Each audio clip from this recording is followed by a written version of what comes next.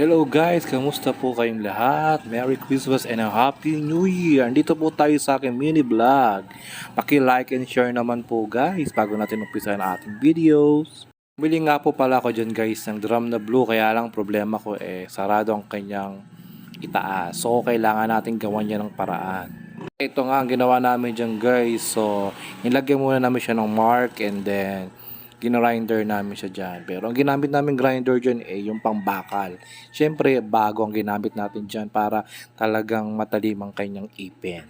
So, ito na nga, inuumpisa ng buksan. Medyo nagkaroon nga po pala tayo dyan ng problema kasi sa bandang gilid niya, dyan sana namin siya bubuksan guys. Kaya lang, meron palang nakakalso sa ilalim. So, ang hindi po namin yan nabuksan. So nilipat namin guys yung pag-grinder sa may bandang ibabaw niya, doon malapit sa gilid. Ayan guys, kung mapapansin nyo, napunta po sa ibabaw ang aming pag-grinder.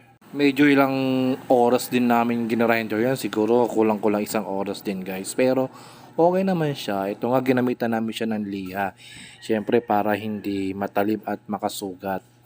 Pero kung may time kayong lihain, pwede naman. Pero ako kasi mas gusto ko makinis ang tagiliran niya para maganda rin tignan. Nasa sa inyo naman yan guys kung anong mas gusto nyo. Siyempre kailangan, gagawa ka lang din naman. Siyempre, pagbutihan mo na. Pero siyempre guys, hindi akong gumawa niyan ha. Pinagawa ko lang yan. Taga-video lang ako dyan guys. Sa wakas nga po, tapos din tayo sa pagkikinis. At eto nga, nire-ready na natin yung bisagrang binili namin. Siyempre, dating gawin, lalagyan pa rin natin yan ng marker para hindi tabi-tabi ang ating gawa. Ang gagamitin nga po pala namin dyan yung ribbit na para hindi siya naglo-loose. Pero depende sa inyo kung anong gusto nyo. Kasi pag tornilyo kasi parang madali siyang mag-loose. Pero depende pa din kung ano mas trip nyo. Kasi ako mas trip ko yung ribbit na lang para talagang hindi siya lumuluwag katagalan. At ito na nga po guys, binabarena namin tong aming minarkahan. Ang ginamit po namin barena dyan guys, maliit. Pero hindi ko alam po ano kasing tawag dyan Pero lahat ng ginamit namin dito guys, lahat bago yan. Para talaga yung talim niya talaga talagang walang kawala.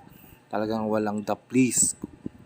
At napansin din namin guys na medyo may siwang tong gitna. Kaya naisipan din namin lagyan na rin ng bisagra. Diba? Kitang-kita nyo naman talagang pulido. Kung bubutasin mo talaga siya, talagang walang daplis guys. Kasi talagang dapat gumawa tayo ng paraan para maging maganda at maayos ang ating gagawin. Ito na nga po, sa wakas natapos na rin ang ating project for today's video guys. Ito, konting linis na lang yan. Bababara na lang natin siya ng konting tubig na may sunrock kasi di natin alam kung anong pinaglagyan niya.